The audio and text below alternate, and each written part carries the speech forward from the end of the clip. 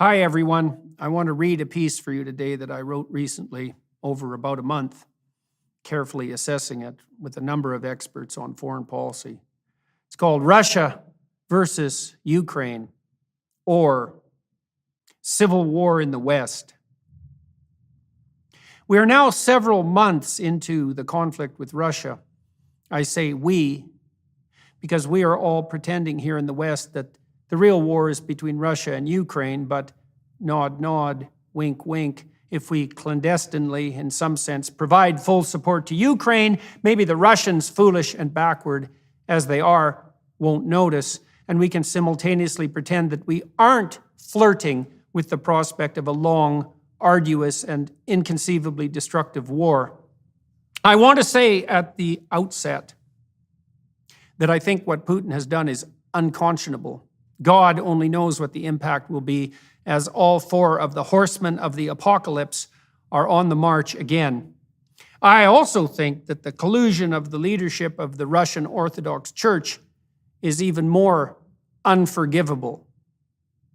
Be that as it may, I also believe that the attempt to deeply understand the motive forces for this war, as it is very difficult to set things right, let alone avoid a similar future catastrophe, or even to stop this conflict from spreading in the absence of such understanding. I have spoken publicly on my YouTube channel and podcast with American foreign policy expert Frederick Kagan, who was recommended to me by some of my conservative associates in the US, people with extensive political experience and simultaneously knowledge about foreign policy. Kagan is rather hawkish in his outlook and reputation, and was criticized for this, as I was for hosting him, in the social media comments section accompanying my YouTube channel. Our joint episodes, by the way, have been viewed or listened to by at least 3 million people. I'm saying this just to provide evidence that these discussions have had some impact in the broad public sphere. Dr. Kagan essentially put forward the thesis that Vladimir Putin is a prototypical authoritarian, and that Russia's foray into Ukraine might be properly viewed as an expression of the imperial expansionism that characterized the Soviet Union. So this is Cold War round 2. Accompanying this view is the interpretation of Putin as a thug in the Hitlerian mold, carrying a chip on his shoulder, interested primarily in self-aggrandizement and capitalizing on Russian patriotism and an associated populist appeal to fortify his pretensions to empire and desire for an unlimited extension of personal power. This perspective, which appears to characterize what might be called the Western patriotic response to the Russian incursion, has its very real justifications. It appears part of uniting in response to an enemy, part of justifying what is necessarily a binary decision process. Are we at war or not? If yes, then the question arises, is the enemy bad? By definition, otherwise the war is unpardonable. And if we believe that to be the case, we will enter the fray demoralized and compromise our chances of victory. But one of the primary justifications for a war, perhaps, is that we have something to gain. I see that we have little to gain in the current situation, and certainly much we could lose. Russia is a nuclear power, and we run the very real risk of backing them into a corner. And that, bad as it is only one of many of the options for disaster that currently face us. Many people watching my exchange with Dr. Kagan suggested that I broaden my understanding by reviewing the work of Dr. John Mearsheimer of the University of Chicago, who offers an alternative interpretation, one that more specifically highlights the faults of the West. Dr. Mearsheimer's remarkably prescient 2015 University of Chicago lecture, Why is Ukraine the West's Fault?, available on YouTube and now watched by 30 million people, an unheard of number for an academic lecture. I was concerned that Mearsheimer might be a Russian apologist in some relatively simple manner, although that does not seem to be the case. In a singularly lucid 1-hour presentation, Mearsheimer explained that NATO and European Union expansionism into Ukraine, the invitation proffered to Ukraine to join the EU, the formal statement of the desirability of NATO's extension into Ukraine, has already and will continue to pose an intolerable threat to the Russians, who view Ukraine both as an integral part of the broader Russian sphere of interest and as a necessary buffer between the Europe that has invaded Russia to terrible effect in 1812 and 1941, and that is no more trustworthy to Russian eyes now than previously. Mearsheimer compared the former element of that view to the U.S. Monroe Doctrine, which makes the Western Hemisphere sacrosanct with regards to, say, the movement of Soviet missiles to Cuba, and the latter to the stark realities of the difference in the importance of Ukraine to Russia, crucial, and to the West, irrelevant except for the transmission of Russian natural gas and any and all current exploitation for the purposes of shallow moral posturing. Mearsheimer states starkly, and this explains a fair bit of Putin's potential motivation, that Russia would rather see Ukraine destroyed, razed to the ground, than comfortably ensconced in the Western sphere of influence. And Mearsheimer said that not last month or last week in response to the Ukraine incursion, but 7 years ago in 2015. Mearsheimer also claims that the Ukraine president, Yanukovych, deposed in 2014 in the aftermath of widespread pro-EU protests, was the clear favorite and choice of the Russian-speaking Ukrainians, who overwhelmingly occupy the southeastern section of the country, while Zelensky, the current president and supporter of all things Western, was and is supported by the Ukrainian speakers who live in the northeast. Add to that as well the fact that the Ukrainian-speaking supported government has placed increasingly draconian restrictions on the language rights of the Russian speakers in the northwest, a fact all Westerners balancing the complexities of multiple languages in their own countries should be particularly sensitive to and understanding of. All this to say that Putin and the Russians have their reasons for concern over the situation in Ukraine. We could reasonably add to these two theories of the conflict some observations about the energy front. Russia is a petro-giant, providing almost 15% of the world's supply of oil and natural gas, and is extremely dependent on that single resource, whose revenues make up almost 50% of the state budget and perhaps 30% of total GDP.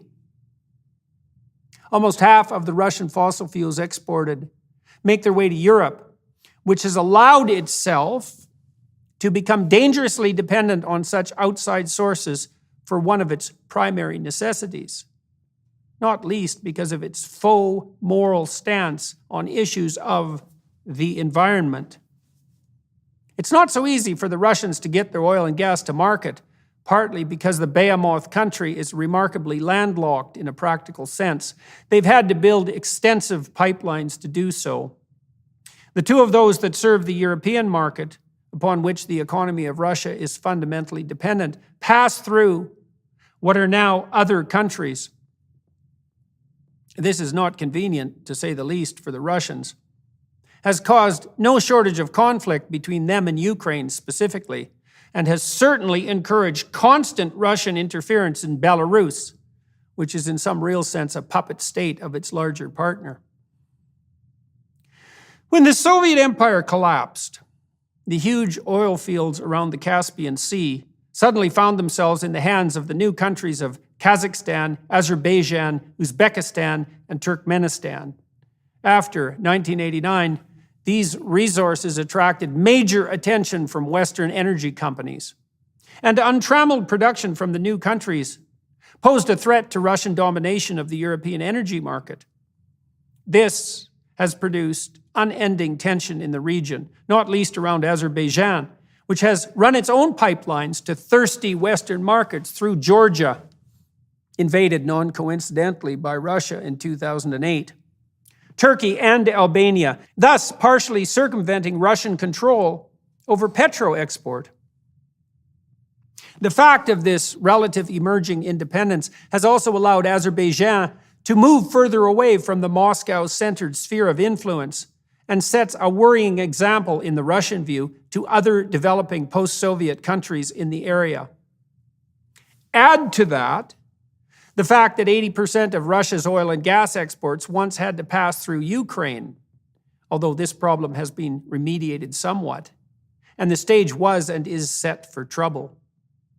This became particularly evident in 2005 with the Orange Revolution and the rise of Viktor Yushchenko's overtly pro-Western Ukrainian regime. Shortly thereafter, the Russians demanded that Ukraine turn over ownership of the pipeline system traversing that country to them. This request was refused. In response, and during the winter, the Russians briefly turned off the taps supplying Ukraine with the petro resources upon which that country was also acutely dependent. It is also the case that Ukraine has immense and relatively recently discovered, circa 2010, petro resources of its own, particularly around the Caspian Sea and in the northeast. Enough natural gas, for example, so that it could have become a major supplier of that resource to Europe and thereby pose a threat to European reliance on Russian resources.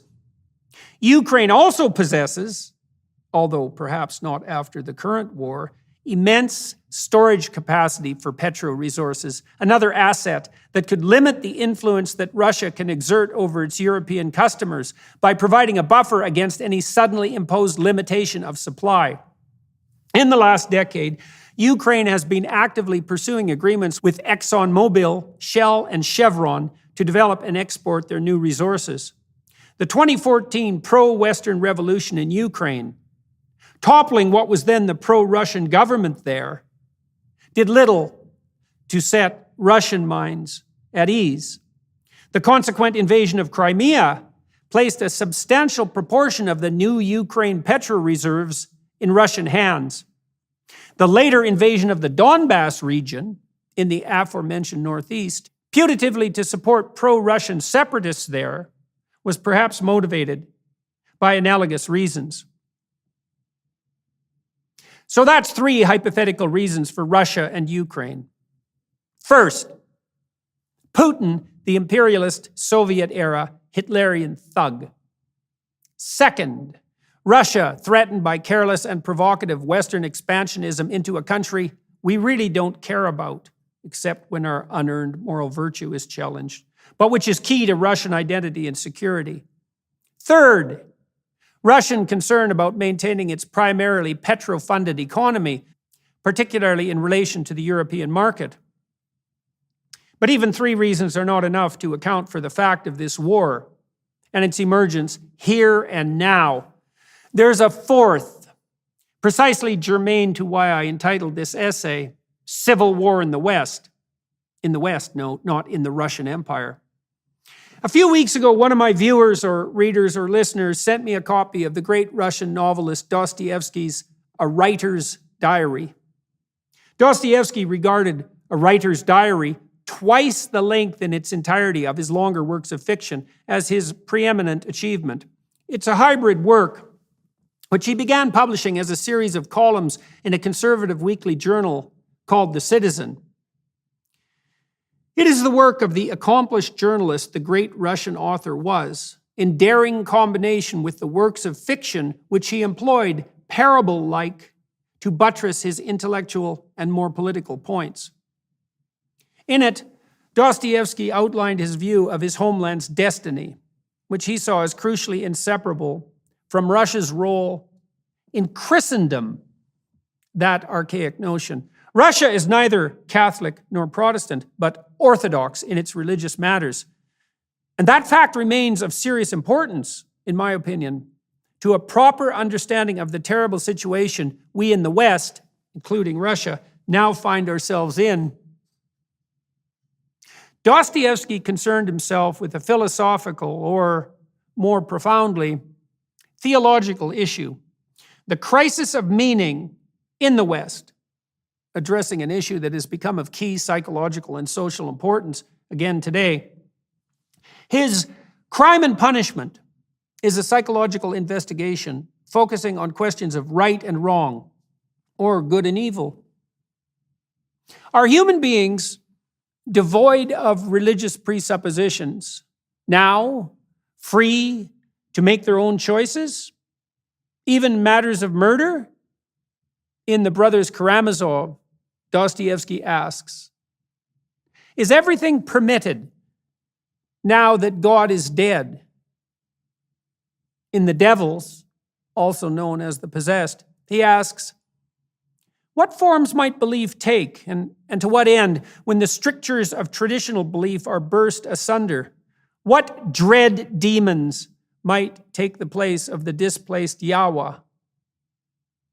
Dostoevsky fervently believed in the necessity of a revival of Christianity, in the more psychological sense central to the orthodox doctrine of theosis, the transformative process whose aim is individual likeness to or union with God. And he believed that the Russians would need to play a central role in that revival. Everyone listening to or watching or reading this might be thinking, what could such arcane things possibly have to do with the practicalities of the current war? But that is an indication of our superficiality and ignorance here in the West, and not with the relevance of such things to the state of the world. When Alexander Solzhenitsyn wrote The Gulag Archipelago, the book that shook the foundations of the Cold War era world, he suggested, like Dostoevsky, that it would be necessary for the Russians to return to the path of incremental organic development that had been manifesting itself prior to the revolutionary disruptions of the communist catastrophe. That meant a return to Orthodox belief. There's every sign of a revival of Christianity in Russia, including a veritable storm of church building and cathedral construction.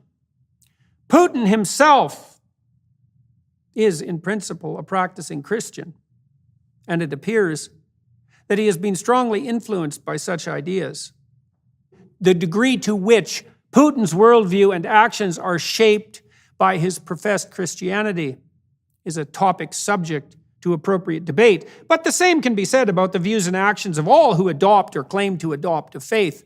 I certainly feel somewhat more comfortable knowing that Putin regards himself, however indeterminately, as subordinate to something beyond himself, as the alternative is dreadful to contemplate. That would be the absolute moral presumption of someone such as Stalin. Regardless of the depth or genuineness of his belief, however, it is beyond dispute that the Russian leader frequently speaks of his country's role as a bulwark against the moral decadence of the West, and that he speaks in philosophical and theological terms to a degree unthinkable in a Western leader, all of whom tend towards a condescension in such matters that has reached its apotheosis in Canada's Justin Trudeau, New Zealand's Jacinda Ardern, and U.S. Vice President Kamala Harris. He also collaborates in his thinking with a genuine philosopher, Alexander Dugin. You can say or think what you want about Dugin as a philosopher, but the fact remains that such thinking has exercised a deep influence on Putin and Russia. Putin regards the current West as decadent to the point of absolute untrustworthiness, particularly on the cultural and religious front. He is driven by economic and political necessity to trade with us and us with him so that Russia can be supplied by much-needed hard Western currency, and Europe in particular with fossil fuel. But Putin constantly tells his people that he sees us falling far too far under the sway of ideas very similar to those that produced the revolutionary frenzy of the communist movement, and detailed so presciently by Dostoevsky in The Devils, and analyzed for their catastrophic consequence so carefully by Solzhenitsyn. And whether he believes this or not, and I believe he does, he is certainly able and willing to use the story of our degeneration to make his people wary of us and to convince them of the necessity of his leadership and to unite them in supporting his actions in Ukraine. And something akin to this can be said of the attraction that Hungarian Prime Minister Viktor Orban holds for the Hungarians and the Polish president for the Poles. Le Pen makes a similar appeal in France. And are we degenerate in a profoundly threatening manner? I think the answer to that may well be yes. The idea that we are ensconced in a culture war has become a rhetorical commonplace. How serious is that war? Is it serious enough to increase the probability that Russia, say, will be motivated to invade and potentially incapacitate Ukraine merely to keep the pathological West out of that country, which is a key part of the historically Russian sphere of influence? To answer that question, I'll turn to the analysis of a recent sequence of significant events in the U.S., with broader ramifications for the development of political thought in the West as such. When the Biden administration began the process of identifying a new Supreme Court justice, a singular message was initially trumpeted. It is time for a black woman to take her place in the highest tribunal in the land. I thought this was a terrible strategic error, speaking as someone who would rather see the Democrats sane than deluded. Why not first announce the search for the most credible candidate and then report the discovery of the candidate with ethically fortuitous sex and genetic structure? Why wouldn't that sequence make the most sense? From within the Democrat fortress itself, the fact of qualification made primary and the secondary provenance that such qualification could be provided by someone who would also simultaneously serve as a beacon to the striving minorities and underprivileged. But no, sex and race were first. This begs the question, does qualification even matter? Now, technically speaking, announcing a priori restriction of the candidacy to women and black means the restriction of the potential pool of candidates by 50%, the approximate relative prevalence of women versus men, and then that half by an additional 87%, as black citizens of the U.S. constitute 13% of the population. So that is an a priori restriction of the probability of picking the most competent candidate by 100 minus 0.5 times 0.13 equals 93.5%. That's a tremendous restriction. That means that it is so important to pick a black woman, not my words, that 18 out of 20 potentially qualified contenders will be dismissed out of the gate. And that restriction, which is unwarranted except for the direst of reasons in my estimation, given the crucial importance of the position, is an error, in addition to the error of putting the cart before the horse in the first place. This is particularly true because the relationship between competence and performance is nonlinear. An excellent candidate for a given job is not merely slightly better than a very good candidate, but often incomparably better. The difference between someone at the 99th percentile and the 99.9th percentile in terms of competence is the difference between the best person out of 100 and the best person out of 1,000. This is a difference so big that the consequences can be, and have been, world-changing. A difference that is particularly important when the position in question is of crucial significance. I tweeted out something in this regard and was immediately upbraided by some of my intelligent, capable, and admirable Democrat friends, people with no small influence in Washington. They said, "You are correct in a technical sense, but you radically underestimate the degree to which such appointments have been made for political reasons in the past. Reasons that also reduce the pool of potential candidates to an arguably equal degree, a priori, but which weren't linked so obviously to race and sex. You are inflaming racial tensions by objecting, and that's not helpful," etc. Furthermore, the candidate in question does meet or exceed threshold for acceptability on grounds of pure qualification, And the advantage of her minority status is a genuine and defensible mark in her favor, given the historical context. Now, I take the people who told me this seriously, and I backed off. In some sense, I thought, okay, I'll give you all that. I still think it was utterly foolish and pandering of the worst and most unforgivable sort to announce the necessity of a black woman first, but your criticisms of previous appointments may be on point. I also think that the probability that she was the most qualified candidate is close to nil. But she did seem arguably acceptably credible given the unreliability of previous nominations. And I think that most people who think like me, including those directly involved in the hearings which led to her eventual qualification, felt the same way. She was certainly not subject to the same roasting over a slow fire that characterized the hearings for the previous Republican nominee, Kavanaugh. But it remains true that sex and race trumped qualification, and that a moral case was made for that decision. And that in and of itself does not provide indication of Western derangement. But,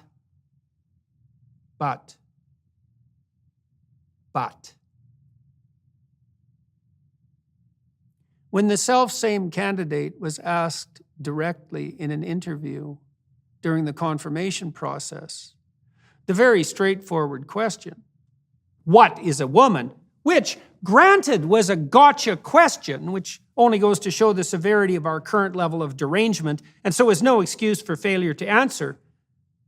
She said, I'm not a biologist.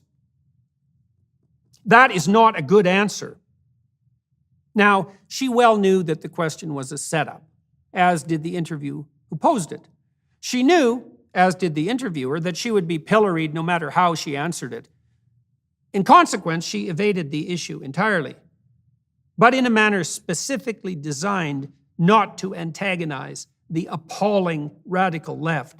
And I'm even willing to grant her the moral right to do that, given that no one wants to be pilloried, and that no one should be subject to mobbing merely because they give an answer to a question, the answer to which is evident to anyone who maintains an iota of sanity and integrity.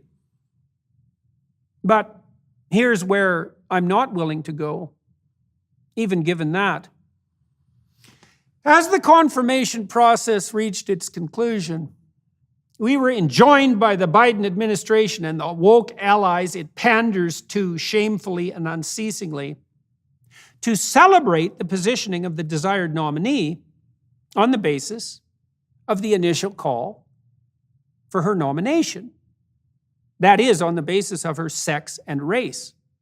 At precisely the same time that we were also enjoined to remain entirely dubious, again on moral grounds, that any such category as sex even validly existed. There is a principle, the principle of non-contradiction, acceptance of which, in principle, serves as one of the foundations for the practice of discourse itself. That principle is the assertion that it is fundamentally unreasonable, irredeemably irrational, to claim that A and not A are identical. Why? Well, because if you can claim that a thing is what it is and what it is not simultaneously, then you can claim anything whatsoever. And if you can claim anything whatsoever as true, then it is impossible to talk with you. You have departed from the sphere of reason and reasonable discourse. You have departed from the realm of the rational. This means that you have become deranged. This means that you have become degenerate. This means that all who fail to call you on your deranged degeneration have become rowers on the same doomed boat. This means that you and all those who do not call you out have become insane. This is against a well-established background of such insistence upon the mandatory acceptance of contradiction. In our society, all sexual proclivities and desires, no matter how rare, dangerous, or socially disruptive, are not to be merely tolerated, but must be celebrated, Pride Month, outright or else, and regarded as hedonically desirable and absolutely harmless. But sex is simultaneously so dangerous that every such interaction, to take a single example, between young men and women on campus is to be regarded as deeply and patriarchally exploitative in its intrinsic nature, tantamount, even if voluntary, to rape, as Andrea Dworkin and Catherine McKinnon have insisted, and therefore necessarily preceded by the establishment of explicit consent formulated to a degree of precision that would hold in court under adversarial challenge. In our society, furthermore, the difference between men and women is held to be purely cultural, even at the level of physiology. There are no markers, even genital, that allow for the reliable discrimination of infant boys from girls. While whatever differences may still be held to remain are trivial biologically, negligible in the impact of their existence on destiny, and easily, properly, and necessarily modifiable culturally. But so vitally and singly and crucially important to identity and mental health alike that misgendering is a crime, and that surgical intervention on minors is a positive good not to be questioned under punishment by law as an intervention in the increasingly common case of childhood gender dysphoria. Such contradictions do not bother the radicals, and they are far more radical than they even know, who wish fervently to destabilize our society, to end capitalism, to destroy the free market, to bring down the oppression of the Enlightenment, to undermine and destroy the Judeo-Christian or even Abrahamic axioms that undergird our culture, and to dance in the resultant flames with glee while doing so. And if you don't think these ideas are under assault in some serious way, you are blind, and willfully so, and heading for a pit. Truly. And are not the Russians and the Hungarians and the Poles and the Indians, to a lesser degree, watching and thinking, those people have gone out of their minds? And we have, to say it again, clearly, the culture war in the West is real, and culture is losing, and Russia is part of the West. And the culture war is now truly part of why we have a war. And it's a real war. And it is certainly the case that we do not, therefore, have all the moral high ground, for some part of the reasons that Mearsheimer details, and for these reasons of insanity. In fact, how much of it we have at all is something rightly subject to the most serious debate. And I'm saying this as someone who also takes the advice of someone like Frederick Kagan seriously.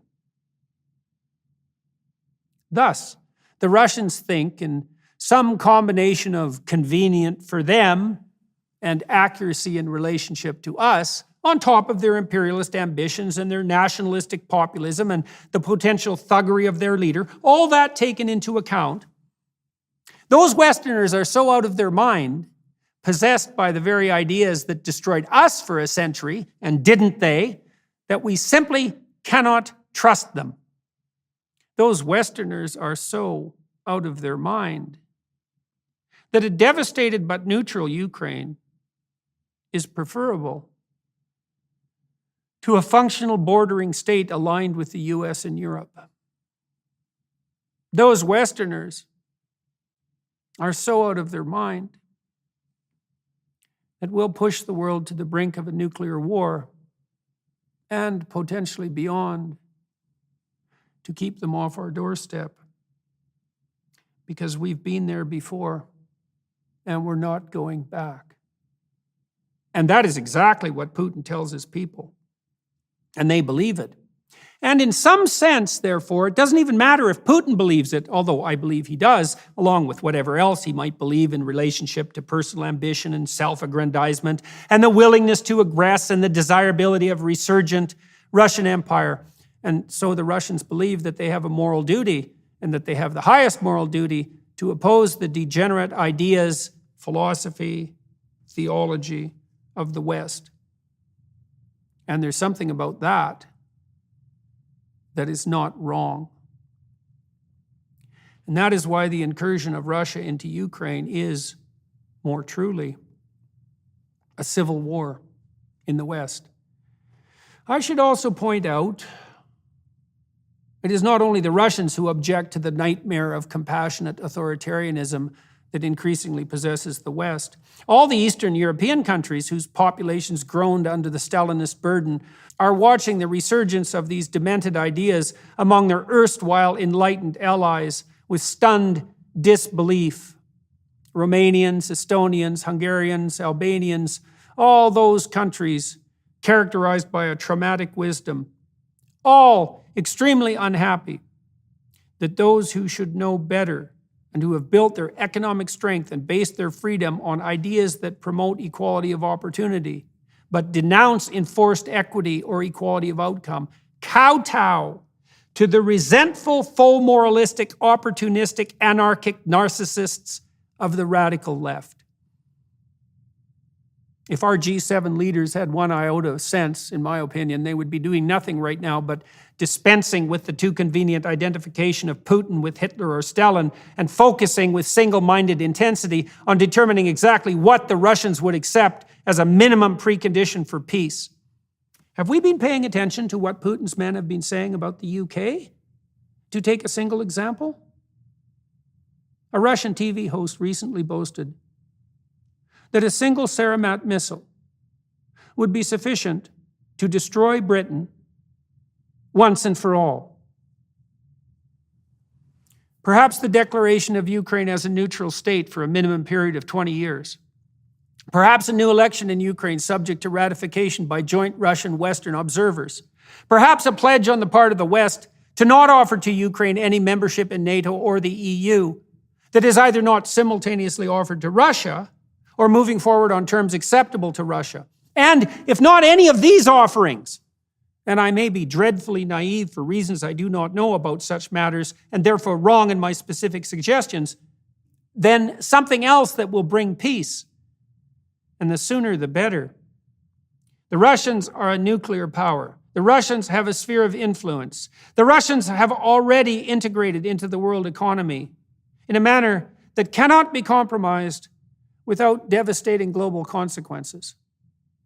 And all protestations to the contrary. None of us give a damn about Ukraine, and never have. Remember the Holodomor? Do you even know what it was? Well, for the Russians, Ukraine is akin in some important sense to Russia itself, even more so than the Monroe Doctrine Western Hemisphere is the U.S. I'm not saying that Ukraine is part of Russia or that the Ukrainians agree with the Russians, but our current concern is very self-aggrandizing and unreliable. And this is particularly true given that we in the West that opposes Russia have very much to lose in this battle. We have not yet woken up fully to what that loss will look like. Allow me, therefore, to prognosticate both pessimistically and worse, realistically. I believe that all of the following consequences are already inevitable. First, skyrocketing energy prices. I firmly expect oil prices to hit $300 a barrel or worse in the upcoming year or two. Perhaps I am wrong in such a prognostication, but the Russians still have control of some very important taps and will be hard-pressed not to employ that strategic advantage as their position in Ukraine and on the world stage deteriorates, as it inevitably must. These higher energy prices will, of course, hurt the world's poor and developing countries hardest, as well as those who in the West must rely on low wages or fixed incomes. The idiot environmental policies that we insist on pursuing, not least in Justin Trudeau's increasingly dysfunctional Canada, are exacerbating this problem unforgivably. And it has become obvious in countries such as the UK and Germany that the hypothetically compassionate and working-class positive green types and their ilk are perfectly willing to sacrifice today's actual poor to the hypothetically thriving poor of their imaginary future utopia. Second, severe food shortages, or even famine, for a minimum of 150 million people, and substantial pressure on the price of basic necessities, even in the developed countries, as, for example, Ukraine alone produces 20% of the world's high-grade wheat and will soon be unable to ship that food or to store what will be this year's much diminished crop. These shortages, and worse, will hit hard as early as the fall of 2022. Add to this problem a looming scarcity of fertilizer, 30% produced by Ukraine and Russia, which will affect harvests and prices worldwide. And we have the makings of a humanitarian disaster on a scale not experienced since the 1960s. Third, mass migration. The countries most affected by the aforementioned food shortage will be precisely those North African and Middle Eastern nations from which the last mass migration that so stressed Europe, to say nothing of the immigrants themselves. Expect immense mass movements of desperate people by November of 2022, and all the exacerbation of religious and nationalist tension and internal polarization along political fracture lines that accompanies a sudden and uncontrollable influx of people. Fourth, and most immediately, if the buildup of NATO forces continues, and they are in fact then moved into battle position, a real likelihood of the use of tactical nuclear weapons on the Russian side to deal with that threat. 300,000 have been very recently put on high readiness, prepared for immediate deployment, as opposed to the 40,000 currently available for rapid reaction. All this appears to be based on the assumption that the Russians will back down if threatened enough. This didn't work for the Germans with regards to Britain in the days of the Blitz. Why would we underestimate the determination of the Russians? They have seen hardships that those of us in the West can thankfully not even imagine.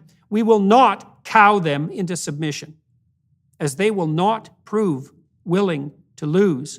And it's not as though the economic sanctions have been working or have been without major collateral damage on a scale yet to be seen. The ruble is doing just fine, and oil prices are not finished escalating. All this is enabling Putin to establish firm trading partners for his valuable commodities outside the direct Western sphere of influence. And the other OPEC partners are not going to just turn on the taps, which are already putting forth at full volume. And the West will have neither the will nor the ability to scale up domestic energy production, given our current state of ideological paralysis. We cannot do without the Russians on our side, here in the rest of the Western world. The Chinese communists loom too. Remember them? We haven't even discussed this side of the problem. And the CCP system is antithetical to ours in every manner, despite the admiration expressed for this system by some of the most short-sighted of the West's leaders. That's you again, Canadian Prime Minister Justin Trudeau.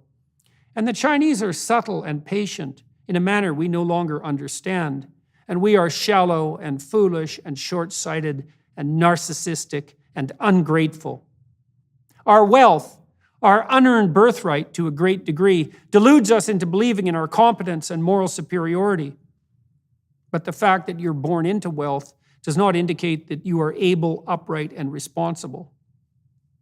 I cannot see how we can defeat the Russians in any real sense, because they will not allow themselves to lose, because the consequences even of an overwhelming military victory for our side will be internationally disastrous. And finally, because the quarrel that lies at one part of the bottom of this war will not disappear at all and may even worsen if the Russians somehow lose. With regard to that final point, the war of ideas that has given rise to the current real war will continue its destructive and nihilistic progress, even if the Russians capitulate and agree to the reestablishment of the pre-invasion boundaries. It is not obvious that while that war of ideas continues, that the Russians will even allow a prosperous Ukraine allied more closely with the West on their border. And it's wishful thinking to imagine that this war will end with the ignominious departure of a Putin in disgrace. Not only is he popular, but he is arguably much less terrible than almost any leader that has preceded him for a century in Russia. That may be damning with faint praise, but it's something necessary to understand in relationship to the promulgation of any naive and foolish optimism. This is a war that cannot be won in the most fundamental sense by the mere defeat of Russia. The civil war in the West can only be won on the intellectual or even the spiritual front, and the victory will be defeat of the radical ideas of Marxist inheritance that are currently destabilizing our societies, Russia and Ukraine included. It is the job of classic liberals, small c conservatives, and more importantly, adherents to the Abrahamic traditions, to bring about that defeat in the realm of ideas, where the true battles most truly rage. In the meantime, instead, we fight our petty battles in the West, worrying about our privilege while enjoying it fully, obsessing about the woke triumvirate of diversity, inclusivity, and equity, wallowing in the immature narcissism of our solipsistic identity debates, whiling the time away as something truly terrible comes for us down the pipes. We are at great risk of destabilizing the amazing interdependent world prosperity that is so unlikely, was so difficult to attain, and which we have enjoyed for only a few short decades. And we are taking that risk so blindly and willfully so stupidly, so childishly, and so pridefully. The hunger of millions will soon be upon us, and that is not all. Can we not get our priorities right and step back from that precipice? With the proper vision and aim, all could have all that is needed, perhaps even all that is wanted. Instead, we could have hell, just as we've had it before. Do we really need to go there again? I might also point out, if all of this has not been enough, that this war may be in some real sense another one of the myriad unintended consequences of the idiot, invasive, and authoritarian COVID lockdown. When was the last time that a Western leader spent some time face to face with Putin? Not by Zoom, not by Skype, in the same room, breathing the same air, communicating directly with all available verbal and crucially important nonverbal channels fully functioning, sharing a meal or an anecdote or a drink, engaging in all of those social interactions of inarticulable complexity aimed at establishing a relationship, overcoming inevitable distrust at a personal level.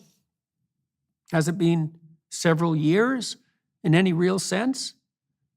Has that simply been too long? Will this be another severe consequence of our rush to assume that we can virtualize the real without unforeseen loss? Perhaps I might end this litany of warnings and woe with a story, and not one that I think will improve anyone's mood. As has become somewhat widely known, Putin had an encounter with an angry and desperate rodent when he was young.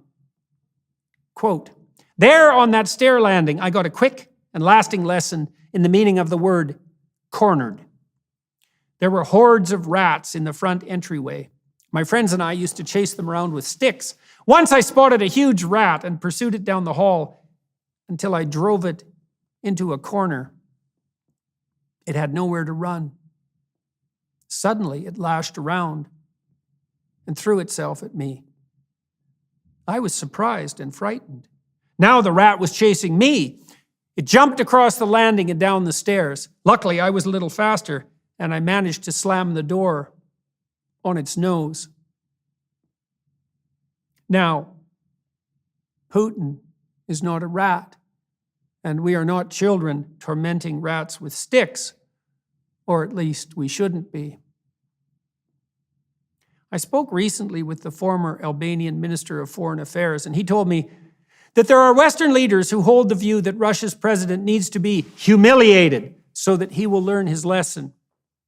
Here's a lesson from the benighted, vengeful Versailles Treaty, designed to humiliate and cripple the Germans in the aftermath of the brutalities of World War I. Don't plant the seeds that will blossom into the next war. Putin will not be around in 10 years or so, but Russia will remain. This isn't or shouldn't be personal, although the relationships that might bring peace need to be. And let's not corner the explosive bear that is Russia, no mere contemptible rat, or aim at a high school-like humiliation of its leader and therefore its people, no matter how misguided we may believe they presently are. We need to find a way out of this awful mess, this terrible tar baby, before it engulfs us all. And it needs to be the top priority of those who purport to lead and guide us here in the West.